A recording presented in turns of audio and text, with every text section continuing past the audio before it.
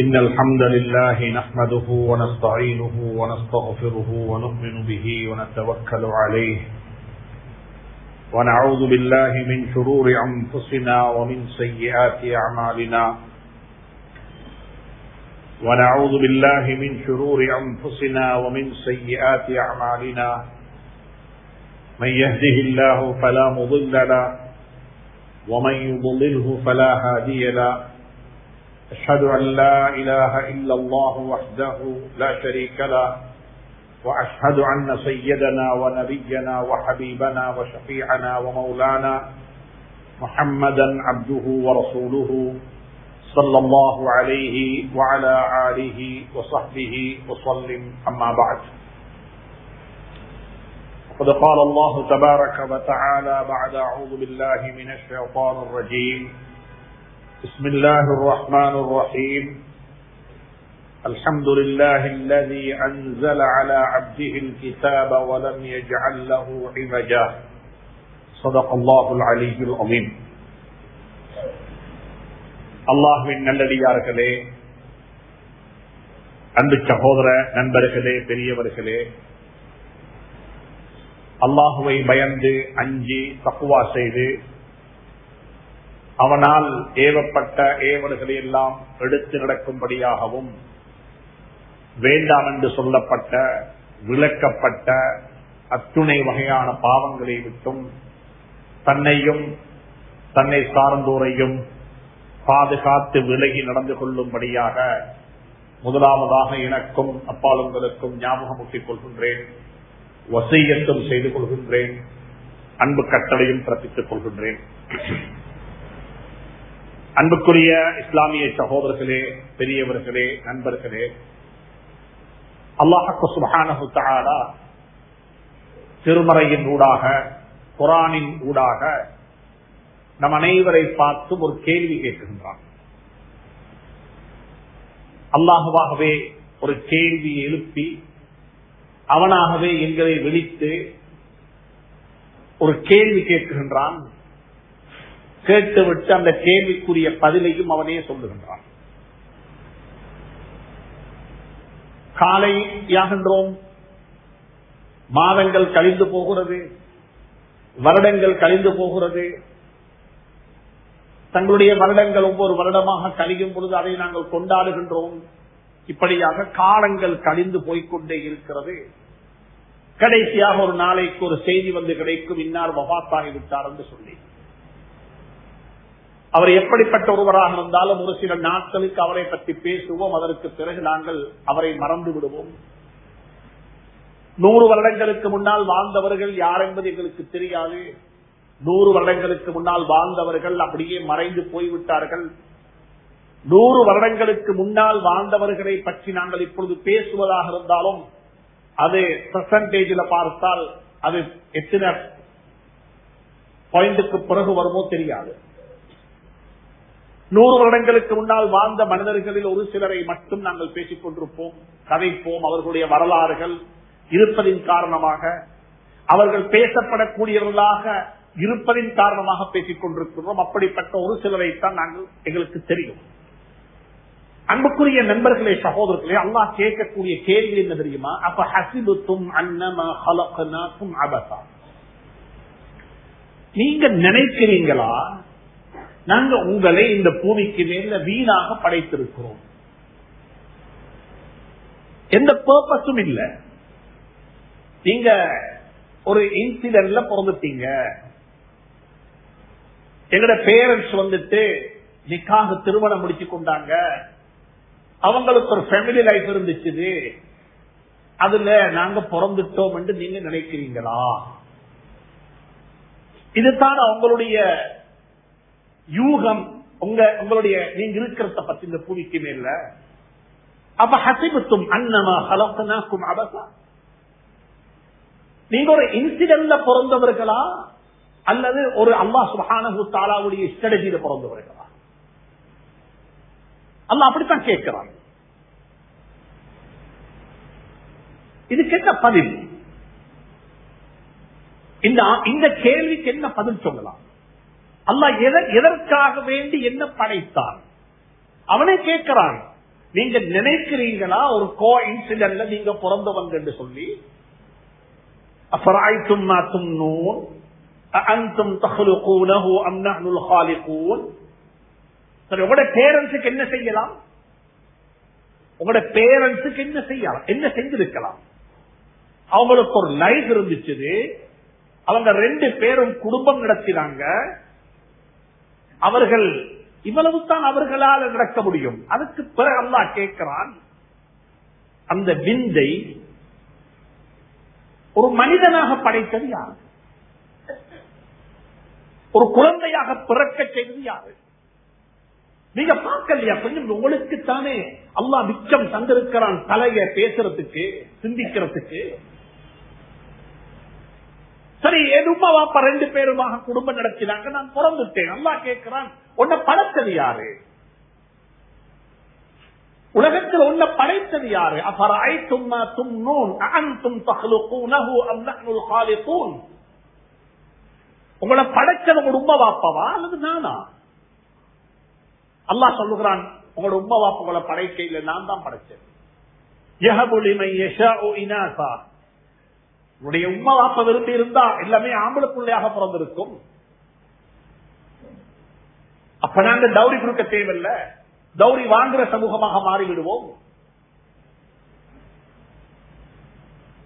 அல்லாஹ் சொல்ற அப்படி அல்ல. நான் விரும்பியவர்களுக்கு ஆண் குழந்தைகளை பெண் குழந்தைகளை 2ஐயும் மிக்ஸ் பண்ணி கொடுப்பேன், இல்லத்து கொடுக்கவே மாட்டேன்.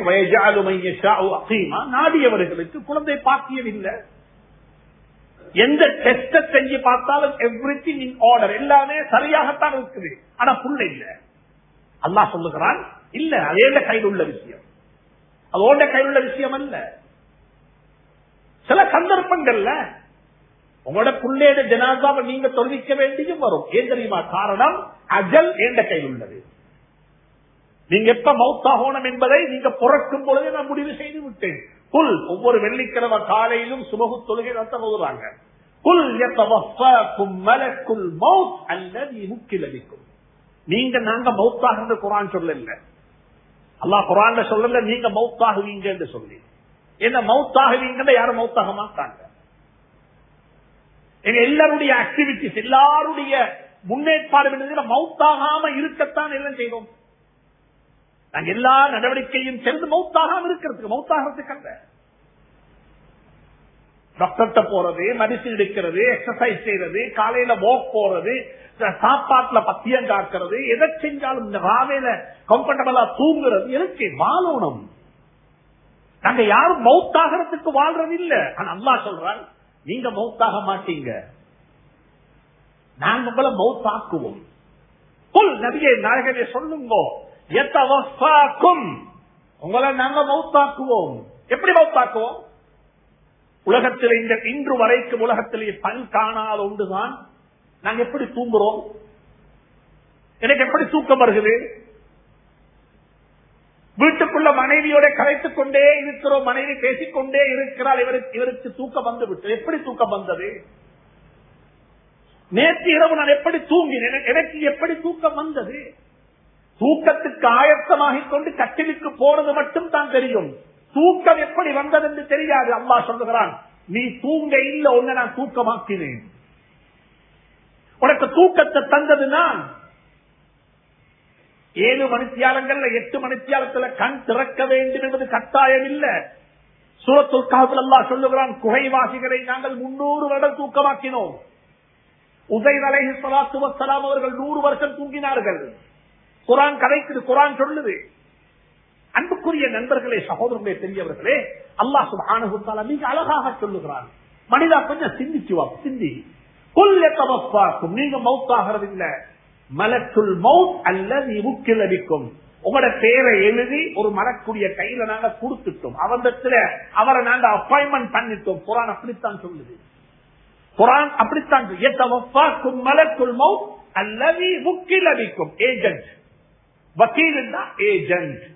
உங்களோட மௌத்த, உங்களை பத்தி, உங்களை எப்ப முரண் பண்ணணும் என்றத ஒரு மலக்குடைய கையில நாங்க எழுதி கொடுத்துட்டோம். அவர் அதை சரியா செய்வாரு. குறிப்பிட்ட நேரத்தில், குறிப்பிட்ட இடத்துல, குறிப்பிட்ட நாளையில அது நடக்கும். அதுல எந்த மாற்றமும் நடக்காது. அல்லாஹ் கேட்கிறான், உன்னை வீணாக படைக்க இல்லை, உன் லைஃபுக்கு ஒரு பர்பஸ் இருக்குது. அந்த பர்பஸ சொல்லித்தாரத்துக்குத்தான் அல்லாஹ் சுப்ஹானஹு வ தஆலா நபிமார்களை அனுப்பினான். நபிமார்கள் எங்களை போல மனிதர்கள், அவங்களுக்கு எங்களை போல இருக்கிற எல்லா ஃபீலிங்ஸும் இருந்துச்சு. அவங்களுக்கு பசி வந்துச்சு, சந்தோஷம் இருந்துச்சு, கவலை வந்துச்சு. எங்களுக்கு இருக்கிற எல்லா வகையான ஒரு ஹியூமனுக்கு இருக்கிற எல்லா வகையான ஃபீலிங்ஸும் இருந்துச்சு. ஆனா ஒரே ஒரு வித்தியாசம், குல் நபியே நாயகமே நீங்க சொல்லுங்க, நான் யாரும் அல்ல, இன்னமா அன பஷருன், நானும் உங்களை போல ஒரு மனிதன்.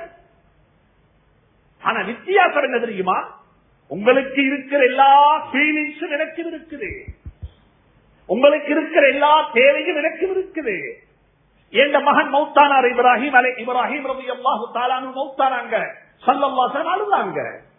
ஒரு மகன் மௌத்தாகிட்டால் வாப்பா என்பவர் அழாம இருக்க முடியாது, வாப்பா கழுத வந்துச்சு. ஆனா அல்லாஹ் சொல்லுகிறான், வித்தியாசம் என்ன தெரியுமா, யூஹா இலைய, எனக்கு வஹி வருகிறது, அவ்வளவுதான் வித்தியாசம். எனக்கு வஹி அல்லாஹ்விடம் இருந்து நேரடியாக செய்தி மெசேஜ் வருகிறது. நான் எப்படி வாழணும், நான் ஆரம்பத்தில் ஓதின சூரத்துல் கஹ்ஃப் ஆயத் அல்லாஹ் சொல்லுகிறான், அல்ஹம்துலில்லாஹில்லதி அன்ஸல அலா அப்திஹில் கிதாப். ஹஜ்ரத் ரசூலுல்லாஹி ஸல்லல்லாஹு அலைஹி வஸல்லம் அந்த குர்ஆனை இறக்கி வைத்ததை பற்றி அங்கே பேசுகின்றார். குர்ஆன் இறக்கி வைக்கப்பட்டது. அன்புக்குரிய நண்பர்களே, சகோதரர்களே, என்னோட வாழ்க்கையினுடைய பர்பஸ சொல்லித்தாரத்துக்கு அல்லாஹ் தந்த ஒரு வேதம் தான், ஒரு கைட் புக் தான் குர்ஆன். இப்ப நாங்க எல்லாரும் யோசிப்போம், எந்த வாழ்க்கைக்கு கைடாக வந்தது குர்ஆன். நான் மிச்சம் லாஜிக்கா பேச தேவையில்ல, நான் நேரடியாக கேட்கிறேன். இப்ப நானும் நீங்களும் உள்ளத்துல கைய வச்சு கேட்டு பார்ப்போம், ஏண்ட வாழ்க்கைக்கு ஒரு கைட் புக்காக தரப்பட்ட குர்ஆன், எனக்கும் அந்த குர்ஆனுக்கு இடையில இவ்வளவு சம்பந்தம் இருக்குது. அந்த குர்ஆனுக்கு எனக்கும் இடையில எவ்வளவு சம்பந்தம் இருக்குது.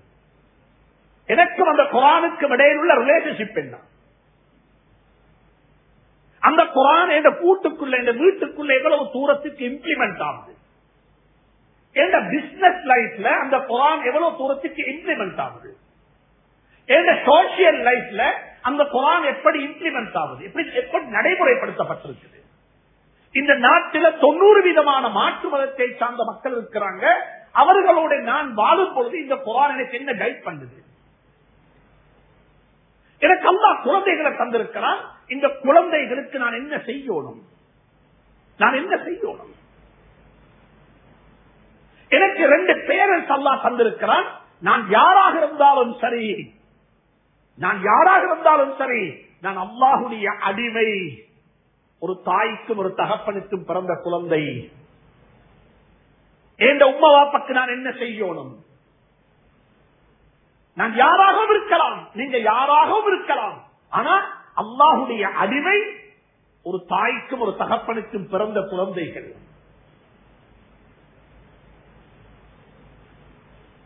இன்னைக்கு நாட்டில் சமூகத்தில் கலாச்சாரம் இருக்குது, பர்த்டே செலிபிரேஷன். நான் சொல்லுவேன், உங்களோட பர்த்டே செலிபிரேட் பண்ற அன்றைக்கு கொஞ்சம் உங்களோட உம்மாவை கன்சிடர் பண்ணி பாருங்க, லேபர் ரூம்ல எப்படி கஷ்டப்பட்டிருப்பாங்க சொல்லி உங்களோட பெற்றெடுக்கிறதுக்கு. உங்களோட லேபர் ரூம்ல அன்றைக்கு நாள் பெரும்பாலும் ஹாஸ்பிட்டல்ல பிறந்திக்க மாட்டீங்க, வீட்டுல தான் பிறந்திருப்பீங்க. அன்றைக்கு பெரும்பாலும் அநேகமாக அது நேச்சுரல், இயற்கையான ஒரு பிரசவம். அன்றைக்கு நாள் உங்களோட உண்மை எவ்வளவு கஷ்டப்பட்டிருப்பா. இன்றைக்கு உங்களுக்கு வயசு 55 வயசு இருந்தா கொஞ்சம் ரிமைண்ட் பண்ணி பாருங்க. சந்தோஷம் அல்ல, எந்த தாய் என்ன பெற்றவள் எனக்காக வேண்டி உயிரை பணயம் வச்சுக் கொண்டு எவ்வளவு கஷ்டப்பட்டிருப்பாள். அன்றைக்கு நாளாவது என் உண்மையை கொஞ்சம் நினைச்சு அவருக்கு 2 பேர் என்ன செய்வோமே. அன்புக்குரிய நண்பர்களே, சகோதரர்களே, பெரியவர்களே, யோசிங்க, இந்த குர்ஆன் எனக்கும் இந்த லைஃபுக்கும் எவ்வளவு தூரம், குர்ஆனுக்கு எனக்கும் இடையே எவ்வளவு உறவு இருக்குது, ரிலேஷன்ஷிப் எப்படி இருக்குது. குர்ஆன் அதைத்தான் மிக தெளிவாக சொல்லுது. ஒரு சுருக்கமான தலையங்கம், ஒரு ஆழமான தலையங்கம் சுருக்கமாக சொல்லுகின்றேன். குர்ஆனுக்கு செய்ய வேண்டிய 4 கடமைகள் இருக்குது. நான் உங்களுக்கு இதை விளங்கிக் கொள்றதுக்கு லேசாக்கி தாரேன். இத லைஃப்ல கொஞ்சம் நீங்களும் நானும் கணக்கு செஞ்சு பார்க்கணும், அக்கவுண்ட் செஞ்சு பார்க்கணும். எனக்கும் குர்ஆனுக்கும் இடையில எவ்வளவு தூரத்துக்கு ரிலேஷன்ஷிப் இருக்கு. முதலாவது குர்ஆன் சொல்லுது, இந்த குர்ஆனை நாங்க விசுவாசம் கொள்ளணும், இத நம்பணும். குர்ஆன்ல இருக்குதா இல்லையா, இந்த குர்ஆன்ல இருக்குதா, இது அங்க செகண்ட் ஒப்பீனியன் இல்ல. குர்ஆன் அப்படியா சொல்லுது, ஓகே டன், மாற்று கருத்து கிடையாது. குர்ஆன் வட்டி ஹராம் என்றுதா, இன்னா லில்லாஹி வ இன்னா இலைஹி ராஜிஊன். குர்ஆன் வட்டி ஹராம் என்றுதா, என் வீடு வட்டியில உள்ள வீடு, நான் ஜும்மா தொழுது வீட்டுக்கு போக மாட்டேன்.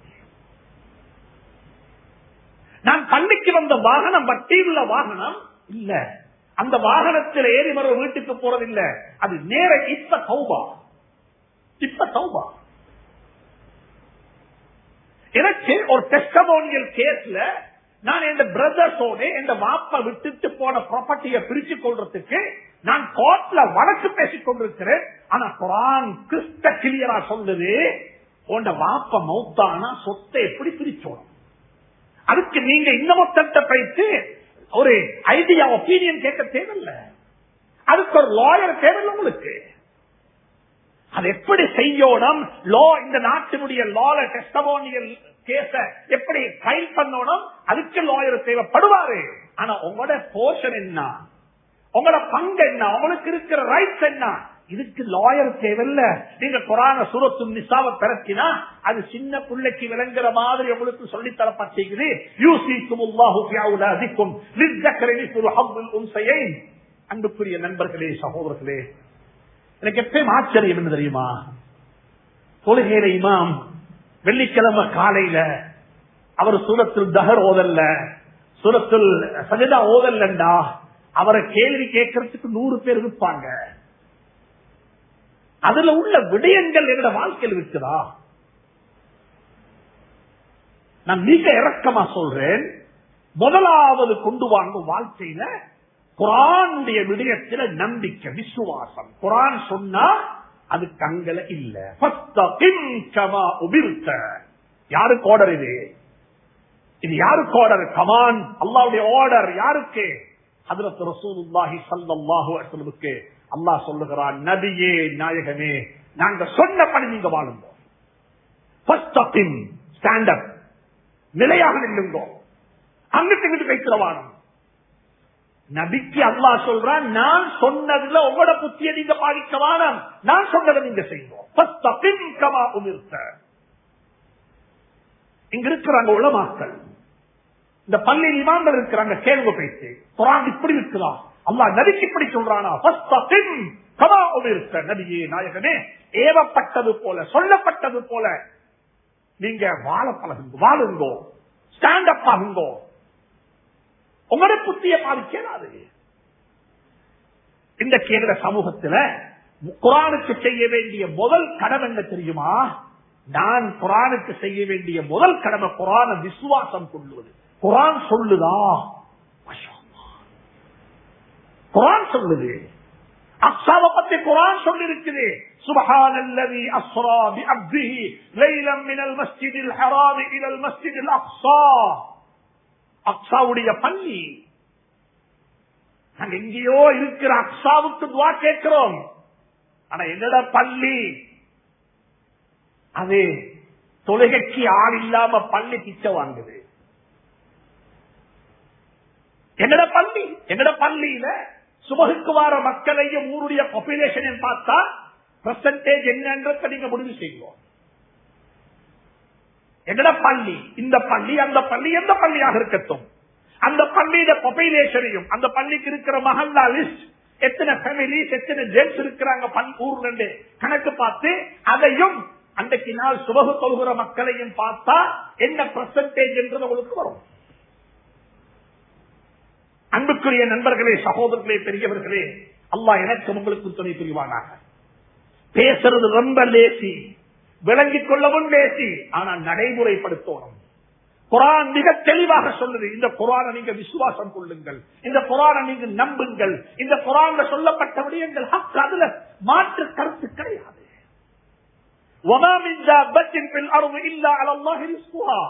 எனக்குரிய ரிஸ்க் எனக்கு வந்து சேரும் இன்ஷா அல்லாஹ். அதுல எந்த சந்தேகமும் கிடையாது.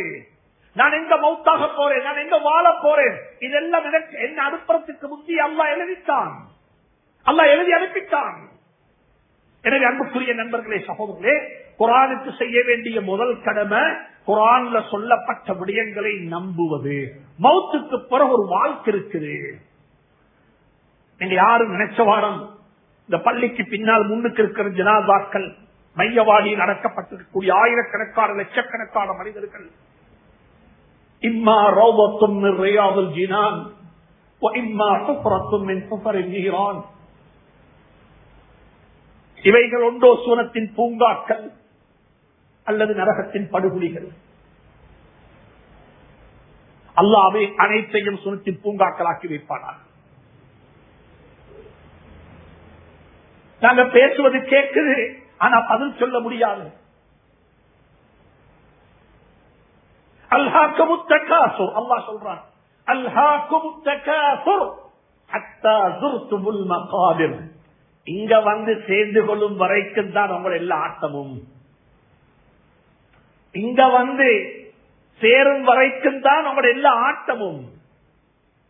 உங்களோட பிளான், உங்களோட ஸ்ட்ராட்டஜி, உங்களோட பேங்க் பேலன்ஸ், உங்களோட பைனான்சியல் ஸ்டேட்மெண்ட், உங்களோட அசெட்ஸ், உங்களுக்கு இருக்கிற வேல்யூஸ், இதெல்லாம் எதுவரைக்கும் தெரியுமா? ஹத்தா ஸுர்துமுல் மகாபிர். இங்க இருக்கிற கபர், இதுக்கு வந்து சேரும் வரைக்கும் தான். அல்லாஹ் சுப்ஹானஹு வ தஆலா அந்த நம்பிக்கையை நசீபாக்குவானாக. எனக்கு ஒரு வாழ்க்கை இருக்குது, மௌத்துக்கு பிறகு நான் வாழ இருக்கிறேன்.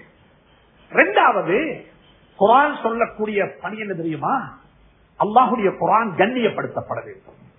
குர்ஆனும் கண்ணியப்படுத்தப்பட வேண்டும், குர்ஆனை சுமந்தவர்களும் கண்ணியப்படுத்தப்பட வேண்டும், குர்ஆனை ஓதித்தரக்கூடிய ஆசான்களும் கண்ணியப்படுத்தப்பட வேண்டும், குர்ஆனை சொல்லித்தரக்கூடிய உலமாக்களும் கண்ணியப்படுத்தப்பட வேண்டும். ஏண்டா சொல்றவருடைய கண்ணியம் கூட உள்ளத்துல இல்லண்டா அவர் சொல்ற விஷயத்தையும் நீங்க நம்ப மாட்டீங்க.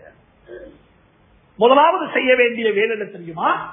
சொல்றவருடைய நம்பிக்கை. அதனால்தான் அல்லாஹ் நபிமார்களுடைய நம்பிக்கையை மக்களுடைய உள்ளத்துல விதைத்தார். முதலாவது நபி, இவர் பாவம் செய்யாதவர், பாவத்தை விட்டு பாதுகாக்கப்பட்டவர், உலக ஆதாயங்களுக்காக வேண்டி எதையுமே செய்ய மாட்டாரு. அவர் சொல்லுவதாக இருந்தால் செய்வதாக இருந்தால் அல்லாஹ்வுக்காக வேண்டித்தான் செய்வாரு. وجاء رجل من اقصى المدينه يسعى قال يا قوم اتبعوا المرسلين اتبعوا من لا يسألكم. உங்கள்கிட்ட எந்த கூலியும் கேட்கல, அப்படிப்பட்ட இந்த நபிமார்களை நீங்கள் பின்பற்றுங்கள் என்று சொல்லி ஒரு மனிதர் சொன்னார் என்று குர்ஆன் சொல்றது. அவர்களுடைய அடிப்படை என்ன தெரியுமா? உலக ஆதாயங்களுக்காக வேண்டி எதையுமே சொல்ல மாட்டார்கள். உங்களுடைய ஆதாயத்துக்காக வேண்டி, உங்களுடைய லாபத்துக்காக வேண்டித்தான் அவர்கள் சொல்லுவார்கள் என்ற கருத்தை குர்ஆன் அழகாக பொதித்திருக்கிறது. எனவே குர்ஆன் கண்ணியப்படுத்தப்பட வேண்டும், குர்ஆன் மரியாதை செய்யப்பட வேண்டும். இது இரண்டாவது கடமை. மூணாவது என்ன தெரியுமா? குர்ஆன் ஓத தெரியணும், குர்ஆன் விளங்கணும். குர்ஆனுடைய எழுத்துக்கள் வரத்தில் குர்ஆன தர்த்தீலா, குர்ஆன் அழகா ஓதுங்கள். சூரத்துல் ஃபாத்திஹா என்று சொன்னா அது நீங்க நாங்க ஓதுற மாதிரி அல்ல. அதுல 141 எழுத்து இருக்குது. 141 எழுத்தும் சரியாக உச்சரிக்கப்பட வேண்டும், சரியாக அது விளங்க, அது ஓதப்பட வேண்டும். அதுக்கு படிக்கோணம். நாங்கெல்லாம் சின்ன காலத்துல அல்ஹம்துலில்லாஹ் கிராமங்கள்ல வீடுகள் இருந்துச்சு, மதரசாக்களாக வீடுகள்ல ஓதி தந்து கொண்டிருந்தாங்க. பள்ளிவாசல்கள்ல பள்ளிக்கூடங்கள் இருந்தது. ஏதோ அந்த காலத்துல வாழ்ந்த முன்னோர்கள் எங்களுக்கெல்லாம் ஓதி தந்தார்கள். அல்லாஹ்வுடைய கபர்களை பிரகாசமாக்கி வைப்பார்கள். எத்தனை இடத்துல போனோம், ஆ பா தா அலிஃப் பே ஓதினோம், ஒரு நோக்கத்தில் 2 நோக்கத்தில் ஓதினோம். வீடுகள்ல இருந்த உம்மம்மார்கள், மாமிமார்கள் ஓதி தந்தார்கள் குர்ஆன் எங்களுக்கு. அன்புக்குரிய நண்பர்களே, சகோதரர்களே, இன்றைக்கு அந்த கலாச்சாரம் இல்லாமல் போய்விட்டது. நான் மிக இரக்கமா சொல்றேன், உங்களோட பிள்ளைய அனுப்பி வைங்க குர்ஆன் ஓதுறதுக்கு. குர்ஆன் ஓதித்தார ஆள வீட்டுக்கு அழைத்த வானம். இது நீங்க குர்ஆனுக்கு செய்த அவமரியாதை. ஏண்ட புள்ள வெயில நலஞ்சி, ஏண்ட புள்ள மலையில நலஞ்சி, வெயில காஞ்சி, ரோட்டில் நடந்து போயிட்டு குர்ஆன் ஓதணும்.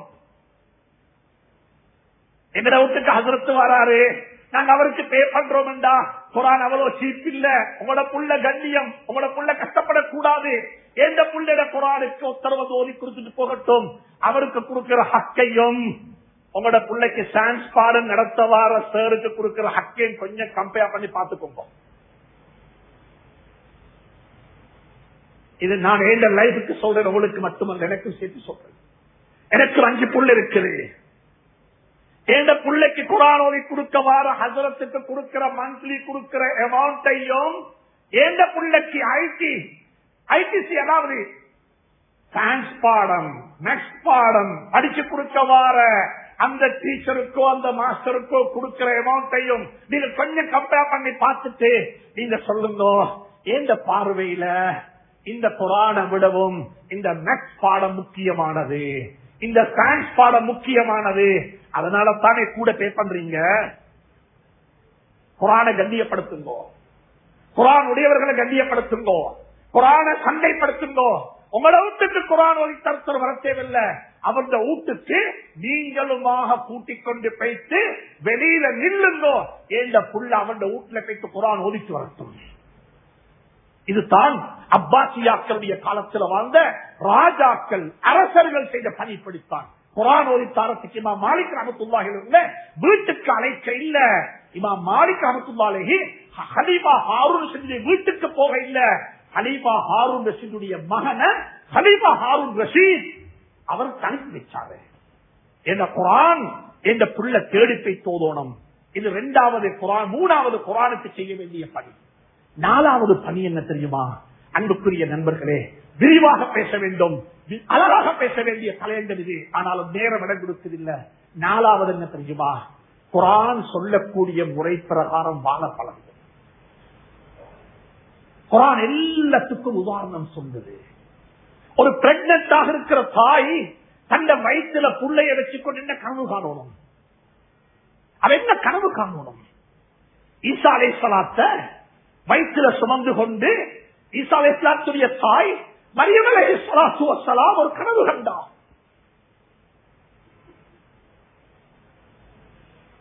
வயிற்றுல புள்ளைய வச்சுக்கொண்டு உலக கனவு காணவானம், உலக கனவு காணவானம். எங்கட கனவு எப்படி இருக்கணும் குர்ஆன் சொல்லி தருகிறது. மூசா அலைஹிஸ்ஸலாத்துடைய தாய் புள்ளைய கையில வச்சுக்கொண்டு பிறந்த புள்ள மணல புள்ள இப்பத்தான் புள்ள பிறந்திருக்குது. இன்றைக்கு இருக்கிற பலஸ்தீன், இன்றைக்கு இருக்கிற காசா தான் இன்றைக்கு வயக்துலூன அப்னாஅஹும் புள்ளகளைத்தான் கொலை செஞ்சான் யூதர்கள். பிரவுன் என்ன செஞ்சான்? குழந்தைகளை கொலை செஞ்சான். அதை தந்தைக்கும் செய்வாங்க. அல்லாஹ் சொல்றான் வயக்துலூன அப்னாஅஹும் வயஸ்தஹ்யூன நிசாஅஹும். ஆம்பளை பிள்ளைகளை கொலை செஞ்சான் தேடி தேடி தேடி. இவன் அடுத்த ஒரு பயங்கரவாதியாக மாறிடுவான், இவன் தான் அடுத்த புரட்சி செய்வான், எனவே இவரை கொலை செய்யணும் என்று இன்றைக்கு திட்டம் திட்டு செய்வது போல குர்ஆன் அப்படித்தான் சொல்லுது. இது ஒன்று எங்களுக்கு புதுசு இல்ல. நீங்க என்ன செஞ்சாலும் இஸ்லாம் வாழும், முஸ்லீம்கள் வாழுவாங்க. என்ன நாங்க வாழ்றதில் எங்களை வாழ வைக்கிறவன் வாழ வைப்பான்,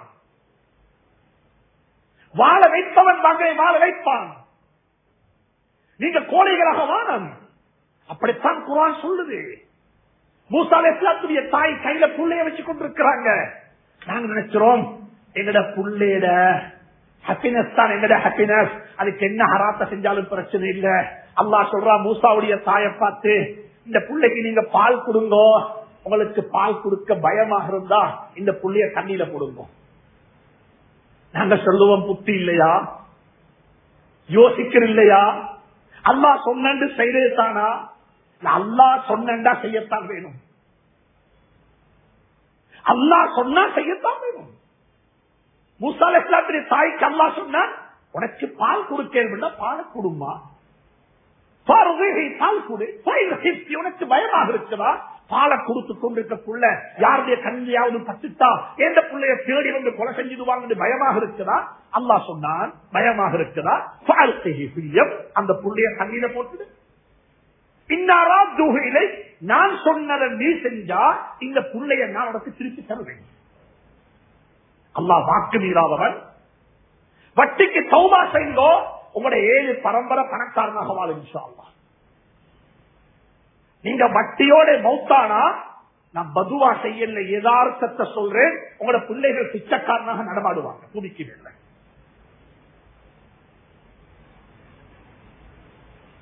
வட்டிக்கு நீங்க தௌபா செஞ்சா உங்களுடைய 7 பரம்பரை இந்த பூமிக்கு மேல தலைநிமிந்து வாழுவாங்க, செல்வந்தர்களாக வாழுவாங்க, கொடையாளியாக வாழுவாங்க, கைய மேல வச்சு வாழுவாங்க, தலை நிமிந்து வாழுவாங்க. எதனால தெரியுமா? வாப்பட தௌபாவுடைய வழக்கத்தாங்க. இல்ல வாப்பா பிள்ளைகளுக்கு வட்டி வாங்கி சொத்து சேர்த்தா, ஞாபகத்தில் வச்சுக்கோங்க, வட்டிக்கு சொத்து சேர்த்து யாரும் பணக்காரனாக கபருக்கு போக இல்ல, ஏழைகளாகவும் கடனாளியாகவும் கபருக்கு போன வரலாறு தான் கூட இருக்குது. எனவே அல்லாஹ் சுப்ஹானஹு தஆலா குர்ஆன் படி நடப்பதற்கு எனக்கு உங்களுக்கு துணை புரிவானாக, தௌபா செய்வானாக. குர்ஆன் படி வாழுங்க. புள்ளைய வயிற்றுல சுமந்திருக்கிறீங்களா? புள்ள கையில் இருக்குதா? புள்ள பெருத்துட்டா? இப்ராஹிம் அலைஹிஸ்ஸலாத்துடைய மகன் பெருத்துட்டாரு, பருவ வயது அடைஞ்சிட்டா, சின்ன புள்ள. மாஷா அல்லாஹ், இப்ப என்ன செய்யணும்? அல்லாஹ் சொல்றான், புள்ளை அறுத்த குர்பான் செய்ய பார்ப்போம், புள்ளை அறுத்த குர்பான் செய்ய பார்ப்போம். எங்களுக்கு எங்கட புள்ளைக்கு இன்ஜெக்ஷன் அடிக்கோ மேலாது, அதுக்கு நாங்க கண்ணை மறுபக்கம் திருப்பிக் கொள்றோம். சில பேரண்ட்ஸ் என்ன செய்வாங்கன்னா, அந்த புள்ளைக்கு இன்ஜெக்ஷன் அடிக்கிறதா வேறொருத்தரை கையில் அனுப்பிடுவாங்க. என்ன அந்த புள்ளைக்கு இன்ஜெக்ஷன் அடிக்கிறத கண்ணால பார்த்தேதா? அல்லாஹ் சொல்றான் இப்ராஹிமை பார்த்து, உங்களோட மகன் அறுத்த குர்பான் செய்ய பார்ப்போம். உங்களோட அன்பு கூடவா, உங்களோட மகன் அன்பு கூடவா, ஏன் அன்பு கூடவா? இது குர்ஆன் பேசக்கூடிய மொழி, குர்ஆன் பேசக்கூடிய யதார்த்தம். இது விரிவாக பேசப்பட வேண்டும். எனவே அன்புக்குரிய நண்பர்களே, சகோதரர்களே, குர்ஆனுடைய நம்பிக்கை, குர்ஆனுடைய கண்ணியம், குர்ஆனை விளங்குங்கோ, குர்ஆனை ஓதுங்கோ. மிக அன்பாக சொல்றேன், ஒவ்வொரு பள்ளிவாசல்லையும் இந்த பள்ளியில ஒரு குர்ஆன் வகுப்பு நடக்குது, ஒரு குர்ஆன் கிளாஸ் நடக்குது. அதுல எல்லாரும் பங்கெடுங்கோ, அதை விளங்குங்க. குர்ஆன் என்ன? நாங்க யாரும், நானும் சேர்த்து சொல்றேன், நாங்க யாரும் இங்கிலீஷ் படிக்க இல்ல, நாங்க படிச்சது ஆங்கிலம் படிக்க இல்ல யாரும். ஆனா இன்றைக்கு எல்லாருக்கும் ஆங்கிலம் பேச தெரியும், ஆங்கிலத்தில் கடிதம் எழுத தெரியும், ஆங்கிலத்தில் டீல் பண்ண தெரியும். ஆனா அரபு பிறந்து முதல் நாள் காதுல விழுந்தது அல்லாஹு அக்பர் அல்லாஹு அக்பர் தான். உம்மாண்டு போல இல்ல, காதுல கேட்கிறது அல்லாஹு அக்பர். யாரோ ஒருத்தர் வந்து காதுல வாங்க சொன்னாரு. ஆனா அந்த அரபு விலங்குது இல்ல. மிக அன்பாக சொல்றேன், குர்ஆனை விளங்குவதற்கு முனைவோம், குர்ஆன் படி நடக்க முனைவோம், குர்ஆனை கண்ணியப்படுத்துவோம், குர்ஆனுடைய நம்பிக்கையை கொண்டு வருவோம். மூசா அலைஹிஸ்ஸலாத்துடைய தாய் அந்த விசுவாசத்தோட அந்த புள்ளைய தூக்கி தண்ணீர போட்டது போல அல்லாஹ்வுடைய கட்டளைகளை நாங்கள் நடைமுறைப்படுத்தும் பொழுது அல்லாஹ் எங்களை கண்ணியப்படுத்துவான், சங்கைப்படுத்துவான். நான் சொன்ன 2 உதாரணம், பட்டிக்கு வாங்கிட்ட வாப்பாட குழந்தைகள் எப்படி ஆனாங்க, வட்டிக்கு தௌபா செய்த வாப்பட குழந்தைகள் எப்படி வாழ்ந்தாங்க என்பது வரலாறுகள்ல எழுதப்பட்ட உண்மை. அல்லாஹ் சுப்ஹானஹு தஆலா நம் அனைவரையும் அப்படிப்பட்ட உத்தமர்களாக ஆக்கி வைப்பானாக. எங்களுடைய வாழ்க்கையை அல்லாஹ் அழகுபடுத்துவானாக, குர்ஆனை கொண்டு சங்கைப்படுத்துவானாக. குர்ஆன் படி வாழ்ந்து மறைவதற்கு அல்லாஹ் எனக்கு